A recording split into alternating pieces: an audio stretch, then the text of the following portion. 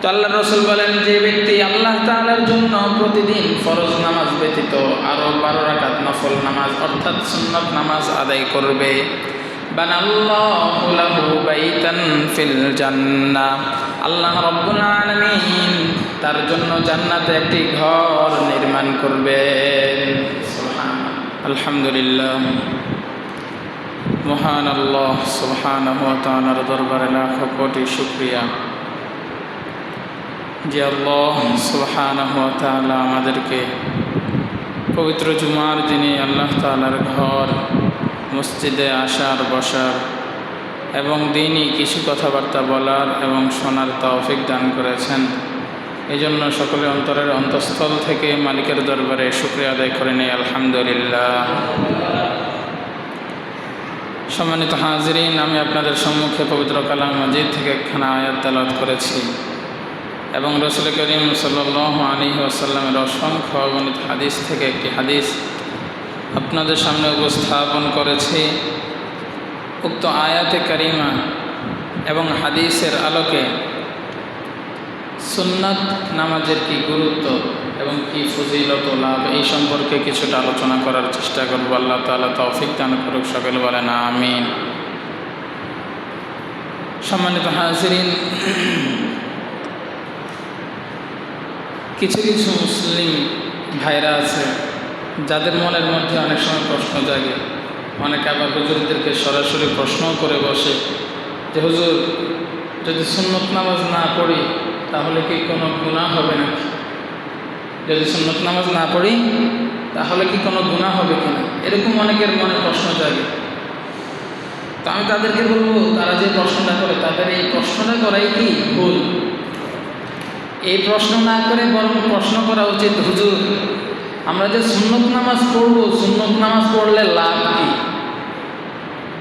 সুন্নত নামাজ না পড়লে গুনাহ হবে কি হবে না, প্রশ্ন এটা না। প্রশ্ন হওয়া উচিত কোনটা, যে আমরা যে সুন্নত নামাজ পড়বো, সুন্নত নামাজ পড়লে লাভ কি? এবার আসেন হাদিস থেকে কয়েকটা লাভের কথা শুনি। সুন্নত নামাজ যে পড়ে তার জন্য আল্লাহ রাব্বুল আলামিন জান্নাতের মধ্যে ঘর নির্মাণ করেন, বলেন সুবহানাল্লাহ। আল্লাহ রাসূলের স্ত্রী আম্মা জান উম্মে হাবিবা রাদিয়াল্লাহু তাআলা আনহা থেকে বর্ণিত। হাদিসটি মুসলিম শরীফের 1581 নম্বর হাদিস। আন উম্মে হাবিবা زوج النبي صلى الله عليه وسلم قالت سمعت رسول الله صلى الله عليه وسلم ما من عبد مسلم يصلي لله كل يوم 12 ركعة تطوعا غير فريضة بنى الله له بيتا في الجنة أو بني له بيت في الجنة. قالت أم حبيبة فما برحت أصليهن بعد أو كما قال عليه الصلاة والسلام.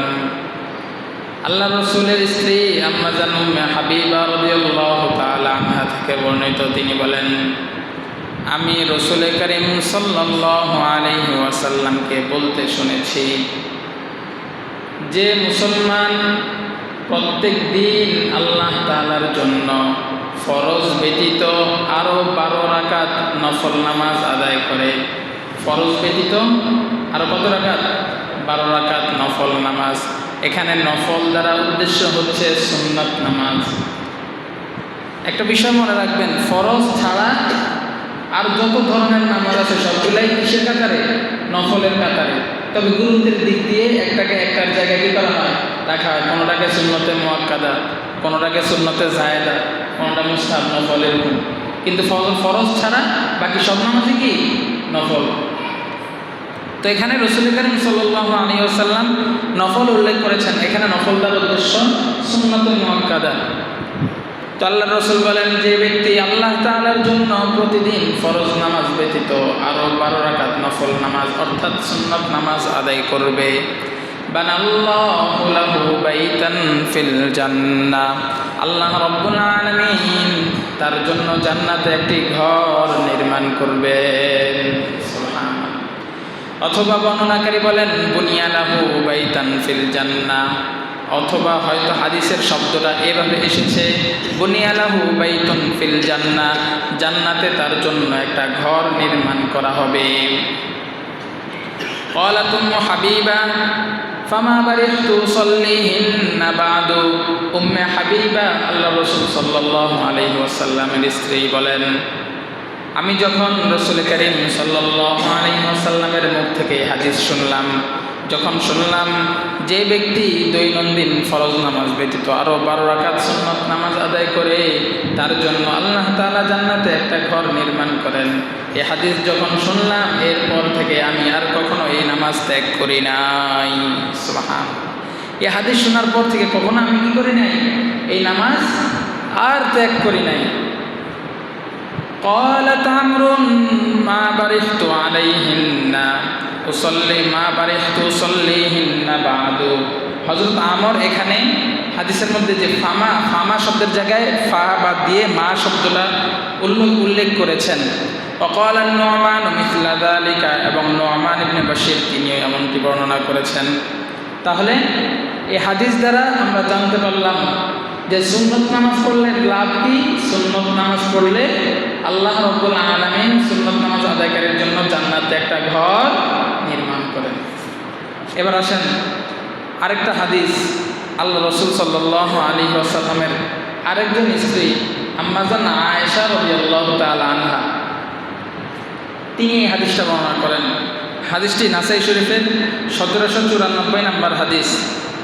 عن عائشة رضي الله تعالى عنها قالت قال رسول الله صلى الله عليه وسلم من ثابر على 12 ركعة في اليوم والليل دخل الجنة 4 قبل الظهر وركعتين بعدها وركعتين بعد المغرب وركعتين بعد العشاء وركعتين قبل الفجر أو كما قال عليه الصلاة والسلام।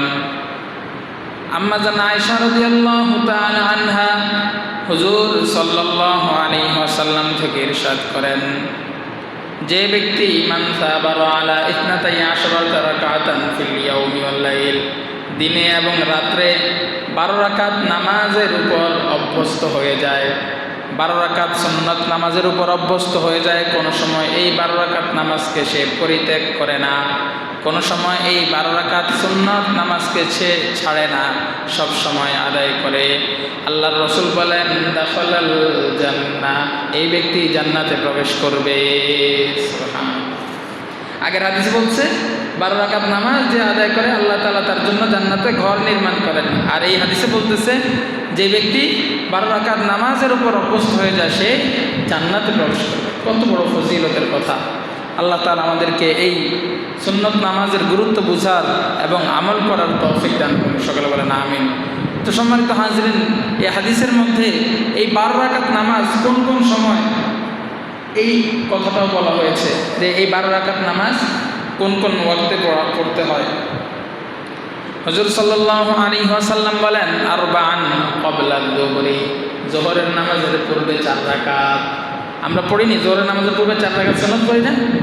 আল্লাহর রাসূল বলতেছেন আরবাআন ক্বাবলা যুহরি, যোহরের নামাজের পূর্বে 4 রাকাত, ওয়া রাকাতাইনি বাদাহা, এবং যোহরের ফরজ নামাজের পরে 2 রাকাত, ওয়া রাকাতাইনি বাদাল মাগরিব, মাগরিবের নামাজের পরে 2 রাকাত, ওয়া রাকাতাইনি বাদাল ইশা, ইশার ফরজ নামাজের পরে 2 রাকাত, ওয়া রাকাতাইনি ক্বাবলাল ফজরি, ফজরের ফরজ নামাজের পূর্বে 2 রাকাত। তাহলে যোহরের নামাজের পূর্বে 4 রাকাত, এরপরে যোহরের পরে 2 রাকাত, কয় রাকাত হলো? 6 রাকাত। মাগরিবের পরে 2 রাকাত, কয় রাকাত হলো? 8 রাকাত। এশার পরে 2 রাকাত, কয় রাকাত হলো? 10 রাকাত। এরপরে হচ্ছে ফজরের পূর্বে ফরজের পূর্বে 2 রাকাত, কত রাকাত হলো? 12 রাকাত। এই 12 রাকাত নামাজ যে আদায় করবে আল্লাহ রাসূল বলেন সে জান্নাতে প্রবেশ করবে। সুবহানাল্লাহ। আল্লাহ রাব্বুল আলামিন আমাদের সবাইকে 12 রাকাত নামাজ নিয়মিত আদায় করার তৌফিক দান করুন। তো এই যে 12 রাকাত নামাজের কথা বললাম, এই 12 রাকাত নামাজ হচ্ছে সুন্নতে মুআক্কাদা। 12 রাকাত নামাজ কি? সুন্নতে মুআক্কাদা। আল্লাহ রাসূল সাল্লাল্লাহু আলাইহি ওয়াসাল্লামের যে নামাজগুলো আছে, এই নামাজগুলোকে সাধারণত দুই ভাগে ভাগ করা হয়। ফরজ নামাজ ব্যতীত অন্যান্য যে নামাজগুলো আছে, একটা হচ্ছে সুন্নতে মুআক্কাদা আর একটা হচ্ছে সুন্নতে জায়েদা। সুন্নতে মুআক্কাদা যেটা তাকিদযুক্ত সুন্নত, উলামা ইকরাম এই সুন্নতের ব্যাপারে বলেন, এটা যদি কেউ না পড়ে, কোনো ওযুর ছাড়া যদি কেউ এই সুন্নতে মুআক্কাদা নামাজ ছেড়ে দেয় তাহলে সে গুনাহগার হবে। আর সুন্নতে জায়েদা এই ব্যাপারে উলামা ইকরামের মতামত হলো, সুন্নতে জায়েদা নামাজ এটা যদি কেউ পড়লে সওয়াব আছে, কিন্তু যদি না পড়ে, ওযুর ছাড়াও যদি না পড়ে তাহলেও কি নাই? গুনাহ নাই। তো এই যে 12 রাকাত নামাজের কথা বলা হলো, এই 12 রাকাত নামাজ হচ্ছে সুন্নতে মুআক্কাদা, তাকিদযুক্ত সুন্নত। খুব মজবুতভাবে এই সুন্নতগুলোর কথা বলা হয়েছে। এই সুন্নতগুলো আদায় করতে হবে, কোনো ধরনের জরুরত ছাড়া, প্রয়োজন ছাড়া, ওযুর ছাড়া এই নামাজগুলো ছাড়া যাবে না। এবার আসেন, কিছু নামাজ আছে সুন্নতে জায়েদা, যেমন কি আসরের পূর্বে 4 রাকাত। অনেক মুসল্লি, কিছু মুসল্লি আদায় করে আসরের ফরজ নামাজের পূর্বে কয় রাকাত? 4 রাকাত।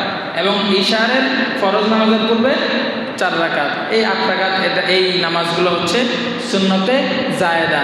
এই নামাজগুলো যদি আপনি পড়েন তাহলে সওয়াব আছে, না পড়লে কি নাই? গুনাহ নাই। তো সম্মানিত হাজিরিন, এই হচ্ছে সুন্নত নামাজ। এবার এই নামাজগুলো সম্পর্কে কয়েকটা মাসালা আমরা শুনি। তো শুরুতে বললাম এগুলো সুন্নতে মুআক্কাদা, তাকিদযুক্ত সুন্নত। খুব দৃঢ়তার সাথে এই সুন্নতগুলোর কথা বলা হয়েছে, এগুলো আদায় করতে হবে। বাই চান্স কখনো যদি কোনো জরুরত এসে যায়, কথার কথা জোহরের সময় হয়ে আসছে যে আমার এক জায়গায় যেতে হবে, ইমার্জেন্সি, এখন যদি না যাই তাহলে কোনো একটা সমস্যার মধ্যে পড়ে যাব, এখন আমি তাড়াতাড়ি ফরজ নামাজটা আদায় করে চলে গেলাম, তাহলে এই ক্ষেত্রে সুন্নত নামাজটা ছাড়া যায়। আবার সুন্নত নামাজ ছেড়ে দিলে এটার পরবর্তীতে আর কোনো কি নাই? কাজা নাই, কাজা করা লাগে না। তো এরকম যদি কোনো বিপদের সম্মুখীন কেউ হয়, কোনো ওযরের সম্মুখীন যদি কেউ হয়, ওই ক্ষেত্রে কি করতে পারবে? এই সুন্নতে মুআক্কাদা 12 রাকাত নামাজের হিসাব যে আপনাদেরকে দিলাম, এই 12 রাকাত নামাজের কোনো একটা চাইলে কেউ কি করতে পারবে? ছাড়তে পারবে। কিন্তু কোনো ওযর ছাড়া এই নামাজগুলো ছাড়া যাবে না। আমাদের অনেক মানুষ আছে, অনেক মুসল্লি আছে, কোনো ওযর ছাড়াই কি করে না? এই সুন্নত নামাজগুলো পড়ে, কোনো ওযর নেই, আসে কোনো রকম ফরজগুলো আদায় করে, এরপরে কিছুক্ষণ সময় হয়তো মসজিদে বসে অথবা ফরজ আদায় করে বের হয়ে যায়। সুন্নত নামাজের প্রতি কী করে না? তোয়াক্কাই করে না। এই সুন্নতগুলো আদায় করতে হবে। তো এটা হচ্ছে 1 নম্বর মাসালা। 2 নম্বর মাসালা, যে জোহরের যে প্রথম 4 রাকাত সুন্নত, জোহরের কোন সুন্নত? জোহরের ফরজের পূর্বে যে 4 রাকাত সুন্নত। অনেক সময় দেখা যায় আমরা কাজে কর্মে ব্যস্ত থাকি বা মসজিদে আসতে কোনো কারণে লেট হয়ে যায়। এখন যদি জামাতের সময় নিকটবর্তী হয়ে যায় তাহলে আমি কি করব? এই সুন্নতের নিয়ত করব না। জামাতের সময় যদি নিকটবর্তী হয়ে যায় তখন জোহরের পূর্বের এই 4 রাকাতের নিয়ত করা যাবে না। তখন জামাতের জন্য প্রস্তুত হতে হবে, জামাতে অন্তর্ভুক্ত হতে হবে। জামাতে নামাজ যখন শেষ হয়ে যাবে তখন ওই যে পূর্বের যে 4 রাকাত সুন্নত আমি ছেড়ে দিয়েছি, এই 4 রাকাত সুন্নত কী করতে হবে? আদায় করতে হবে। এখানে 2টা মত আছে। একটা মত হচ্ছে ফরজের পরপরই কী করবে? আগের যে 4 রাকাত সুন্নত ছেড়ে দিয়েছে সেটা আদায় করবে, এবং পরবর্তীতে জোহরের পরের যে 2 রাকাত সুন্নত, ওই 2 রাকাত আদায় করবে। এটা হচ্ছে এক মত। আর একটা মত হচ্ছে যে ফরজের পরে আগে 2 রাকাত সুন্নত কী করবে? আদায় করবে, এরপরে আগের যে 4 রাকাত সুন্নত ছুটে গিয়েছে সেই সুন্নতটা কী করবে? আদায় করবে। বুঝাইতে পারছি বিষয়টা? এটা হচ্ছে শুধু জোহরের এই 4 রাকাত সুন্নতের ব্যাপারে। যে বাকি মাগরিবের 2 রাকাত এটা ফরজের পরেই, এশার 2 রাকাত সুন্নত এটা তো ফরজের পরেই। এবার আসেন গুরুত্বপূর্ণ একটা সুন্নত, সেটা হচ্ছে ফজরের 2 রাকাত সুন্নত। কিসের সুন্নত? ফজরের 2 রাকাত সুন্নত। আল্লাহ রাসূল সাল্লাল্লাহু আলাইহি ওয়াসাল্লাম এই সুন্নত সম্পর্কে বলেন, ফজরের 2 রাকাত সুন্নাত দুনিয়া এবং দুনিয়ার মধ্যে যা কিছু আছে সব কিছুর চাইতে উত্তম। বলেন সুবহানাল্লাহ, কত গুরুত্বপূর্ণ কথা। দুনিয়া এবং দুনিয়ার মধ্যে যা কিছু আছে সব কিছুর চাইতে ফজরের 2 রাকাত সুন্নাত নামাজ উত্তম। সম্মানিত হাজিরিন, এখন অনেকে ঘুম থেকে ওঠার পর আস্তে আস্তে হয়তো কোনো কারণে দেরি হয়ে যায়, তো অনেকে কী করে? হয়তো সরাসরি এসে যে ফরজ নামাজ আছে ফরজ নামাজের সাথে যুক্ত হয়ে যায়। আবার অনেকে কী করে সুন্নত নামাজের নিয়ত বাঁধে, সুন্নত নামাজের নিয়ত বাঁধতে গিয়ে সুন্নত নামাজ পড়তে গিয়ে দেখা যায় দিক দিয়া ফরজটা শেষ হয়ে যায়। আবার অনেকে আগে সুন্নত নামাজের নিয়ত বাঁধে না, জামাতে নামাজ পড়ে, আবার জামাতের নামাজ শেষ হলেই সাথে সাথে গিয়ে সুন্নতের কী করে নিয়ত বেঁধে ফেলে। এখানে এই মাসালাটা খুব গুরুত্বপূর্ণ, এটা বোঝার বিষয় যে ফজরের নামাজ পড়তে আসলেন, যদি জামাতের পূর্বে সময় থাকে তাহলে তো অবশ্যই কী করবেন, সুন্নত নামাজ আদায় করবেন, এরপরে ফরজের মধ্যে জামাতের সাথে যুক্ত হবেন। এখন কোনো কারণে যদি 2 রাকাত সুন্নত ছুটে যায়, দেখলেন জামাত দাঁড়িয়ে গেছে, জামাত দাঁড়িয়ে গেছে, আপনি এসে কী করলেন, জামাতে দাঁড়িয়ে গেলেন, সুন্নত পড়লেন না, তখন কি করবেন? তখন কি করবেন? অনেকে ফরজ শেষ হওয়ার সাথে সাথে গিয়ে বাকি 2 রাকাত সুন্নত পড়ে না, এটা সঠিক পদ্ধতি না, এটা সঠিক পদ্ধতি না। বুঝছেন এই বিষয়টা? যদি আমি ফরজের পূর্বে 2 রাকাত সুন্নত আদায় করতে না পারি, তাহলে ফরজ নামাজ শেষ হলে সাথে সাথে এই 2 রাকাত নামাজ আদায় করতে পারবো না। এই 2 রাকাত নামাজ পড়ার সময় কখন? যখন সূর্য উঠে যাবে। সূর্য ওঠার পর সূর্য যখন এক নেজা মানে হচ্ছে বর্ষা। আপনারা আগেরকার মানুষ যারা আছে তারা হয়তো বর্ষা দেখছেন, আগের যুদ্ধের মধ্যে বর্ষা ব্যবহৃত হতো, কয় হাত, 5 হাতের মতো লম্বা, এরকম হবে না, এই 5 হাত পরিমাণ সূর্য, এটা আন্দাজের উপর। সূর্যের দিকে তাকালে আপনার যখন মনে হবে যে সূর্য উদয় হওয়া থেকে নিয়ে সূর্য এই বর্ষা সমান পরিমাণ কি হয়েছে, উঁচু হয়েছে, ওই সময়টা গিয়ে আপনি চাইলে এই সুন্নতটা আদায় করতে পারবেন। কিন্তু ফরজ নামাজ শেষ হলে সাথে সাথে কী করবেন না, এই সুন্নতের নিয়ত ভাববেন না। ফিকহের কিতাবের মধ্যে এটাকে নিষেধ করা হয়েছে, কারণ ফজরের ফরজ নামাজের পরে আর কোনো নামাজ নাই, ফজরের ফরজ নামাজের পরে আর কোনো কি নেই, নামাজ নাই। তাছাড়া ওই সময় সূর্য ওঠার সময়টা নিকটবর্তী হয়ে যায়, আর সূর্য ওঠার সময় যখন নিকটবর্তী হয় তখন শয়তান কী করে, সূর্যের সামনে গিয়ে একদম 2 পা 2 দিকে ছড়িয়ে দিয়ে দাঁড়িয়ে যায়। আর যারা ওই সময় নামাজ পড়ে তখন শয়তান মনে করতে থাকে যে যারা এখন নামাজ পড়তেছে এরা সবাই আমার সেজদা করতেছে, নাউযুবিল্লাহি মিন যালিক। শয়তান এটা মনে করে, তাই ওই সময়টা কি করা যাবে না, এই সুন্নত নামাজটা পড়া যাবে না। যদি কোনো কারণে সুন্নত ছুটে যায় তাহলে কোন সময় সুন্নত পড়বো, যখন সূর্য উঠে যাবে, সূর্য উঠে যাওয়ার, সূর্য এক বর্ষা পর্যন্ত উঁচু হওয়ার পর গিয়ে আমি কী করবো, নামাজটা পড়বো। ওই সময়টা হচ্ছে ইশরাকের নামাজের সময়।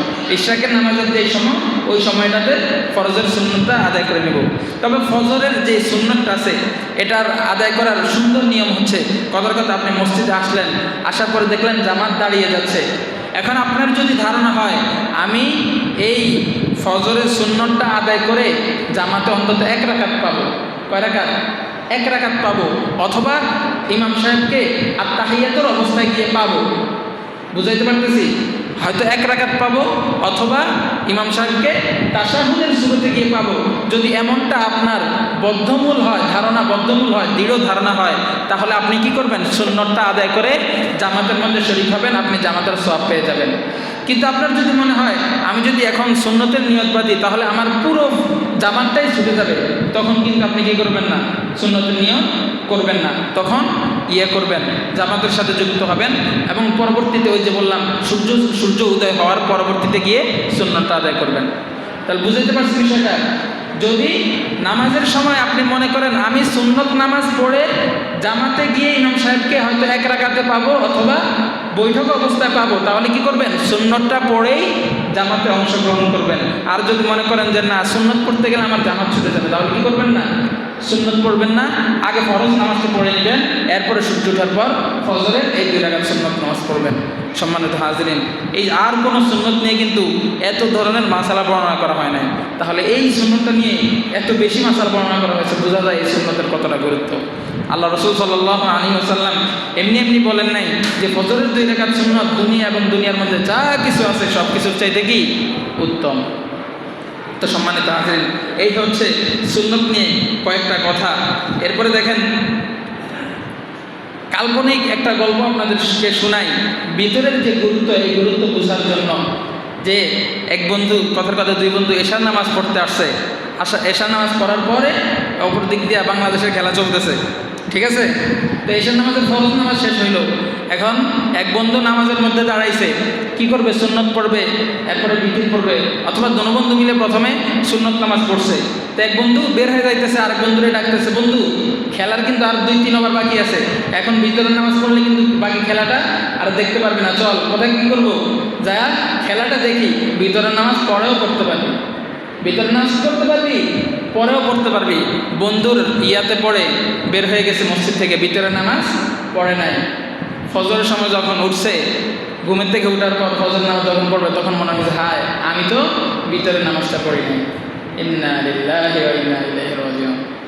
তাহলে খেলা দেখতে গিয়ে ভিতরের নামাজটা কি শেষ? এরকম হয়, এরকমটা কি হয়, অনেকাংশে হয়। দেখেন, ভিতরের নামাজ এটা ওয়াজিব নামাজ। কোন ব্যক্তি যারা মৃত্যু শয্যায় সজ্জিত হয়, নামাজ পড়তে পারে না, তখন কিন্তু মৃত ব্যক্তির পক্ষ থেকে নামাজের ফিদিয়া দেওয়া হয়। নামাজ কি দেওয়া হয়? ফিদিয়া দেওয়া হয়। প্রত্যেক নামাজের জন্য ফিদিয়া দেওয়া হয়। তো দৈনন্দিন কিন্তু 5 ওয়াক্ত নামাজের হিসাব করা হয় না, দৈনন্দিন 6 ওয়াক্ত নামাজের হিসাব করা হয়। কয় ওয়াক্ত? 6 ওয়াক্ত। 6 নম্বর ওয়াক্ত কোনটা? ওটা হচ্ছে ভিতরের নামাজ। ভিতরের নামাজের ফিদিয়া দিতে একটা ওয়াজিব নামাজ, গুরুত্বপূর্ণ নামাজ। ভিতরের নামাজ কোনোভাবেই ছাড়া যাবে না। এবং ঘুমানোর পূর্বে অবশ্যই কি করতে হবে? ভিতরের নামাজ আদায় করতে হবে। আল্লাহ রাসূল সাল্লাল্লাহু আলাইহি ওয়াসাল্লামের বিশিষ্ট সাহাবী হযরত আবু হুরায়রা রাদিয়াল্লাহু তাআলা আনহু থেকে বর্ণিত, হাদিসটা মুসলিম শরীফের 721 নম্বর হাদিস, যে আন আবি হুরায়রা রাদিয়াল্লাহু তাআলা আনহু আন্নাহু ক্বাল, হযরত আবু হুরায়রা রাদিয়াল্লাহু তাআলা আনহু থেকে বর্ণিত, তিনি বলেন, আওসানি খলিলি বিসালাতিন, আমার বন্ধু আমাকে 3টা উপদেশ দিয়েছে। আমার বন্ধু আমাকে কয়টা উপদেশ দিয়েছে? 3টা উপদেশ দিয়েছে। বিসিয়ামি সালাসাতি ইয়াউমিন মিন কুল্লি শাহরিন, প্রত্যেক মাসে 3টা রোজা রাখা। এই 3টা রোজাকে বলা হয় আইয়ামে বীজের রোজা। কিসের রোজা? আইয়ামে বীজের রোজা। অর্থাৎ প্রত্যেক আরবি মাসের 13, 14, 15 এই 3 দিনের রোজা রাখার নির্দেশ, উপদেশ আমার বন্ধু আমাকে দিয়েছেন, অর্থাৎ হুজুর সাল্লাল্লাহু আলাইহি ওয়াসাল্লাম দিয়েছেন। 2 নম্বর, ওয়ারাকাতাই দুহা, চাষতের 2 রাকাত নামাজ। কিসের 2 রাকাত নামাজ? চাষতের 2 রাকাত নামাজ। চাষতের সময়টা জানা আছে নি? অনেকের হয়তো জানা আছে, অনেকের জানা নাই। ওই যে ইশরাকের যে সময়, সূর্য ওঠা থেকে নিয়ে 1 বর্ষা উঁচু হওয়া পর্যন্ত, ওই সময় থেকে নিয়ে চাষতের সময় শুরু হয় এবং সূর্য হেলে যাওয়া পর্যন্ত চাষতের সময়টা কি বাকি থাকে। সূর্য যখন মাথার উপর চলে আসে, এর আগ পর্যন্ত চাষতের সময় বাকি থাকে। তো আমার হাবিব রাসূলুল্লাহ সাল্লাল্লাহু আলাইহি ওয়াসাল্লাম কি করেছেন? আমাকে চাষতের 2 রাকাত নামাজ পড়ার উপদেশ দিয়েছেন। আর 3 নাম্বার, ওয়ান উতিরা ক্বাবলা আন আরকুদা, এবং আমাকে এটাও উপদেশ দিয়েছেন আমি যেন ঘুমানোর পূর্বে অবশ্যই ভিতরের নামাজটা পড়ে নিই। আমি যেন অবশ্যই কি করি? ঘুমানোর পূর্বে ভিতরের নামাজটা পড়ে নিই। তাহলে আল্লাহ রাসূল সাল্লাল্লাহু আলাইহি ওয়াসাল্লামের আদেশ, ঘুমানোর পূর্বেই কি করতে হবে? ভিতরের নামাজ আদায় করতে হবে। আমাদের মধ্যে কয়েকজন এমন আছে যে আমরা তাহাজ্জুদের নামাজ পড়ি, তাহাজ্জুদের নামাজের সময় উঠলে তখন ভিতরের নামাজ যদি আদায় করি, আদায় হয়ে যাবে, কোনো অসুবিধা নেই। তো কয়জন আছে তাহাজ্জুদ পড়তে ওঠে, ফজরের নামাজ তো পড়ে না, ফজরের নামাজই তো পড়ে না, অনেকে ঘুমের কারণে ফজর নামাজে উঠতে পারে না। তো ভিতরের নামাজকে অবশ্যই অবশ্যই সতর্কতার সাথে কোন সময় পড়ে নিতে হবে? ঘুমের আগেই পড়ে নিতে হবে। তো সম্মানিত হাজিরিন, এই হচ্ছে আজকের মোটামুটি যে আলোচনা। সুন্নত নামাজের গুরুত্ব আপনাদের সামনে তুলে ধরলাম, পাশাপাশি ভিতরের যে গুরুত্ব এটাও তুলে ধরলাম। সুন্নত নামাজের ফজিলত কি বললাম? লাভ, যে ব্যক্তি 12 রাকাত সুন্নত দৈনন্দিন আদায় করবে, আল্লাহ তাআলা তার জন্য জান্নাতে একটা ঘর নির্মাণ করবেন। আরেক হাদিসে আছে যে 12 রাকাত সুন্নতের উপর অভ্যস্ত হয়ে যাবে, সে জান্নাতে প্রবেশ করবে। আল্লাহ তাআলা আমাদের সবাইকে দৈনন্দিন এই 12 রাকাত সুন্নতের ইহতেমাম করার তৌফিক দান করুন। পাশাপাশি ঘুমের পূর্বেই আমরা সতর্কতার সাথে ভিতরে নামাজটা যেন আদায় করতে পারে, আল্লাহ তাআলা আমাদেরকে সেই তৌফিক দান করুক। হাযা মা ইনদি ওয়াল ইলমু ইনদাল্লাহ। আসসালামু আলাইকুম ওয়া রাহমাতুল্লাহি ওয়া বারাকাতুহু।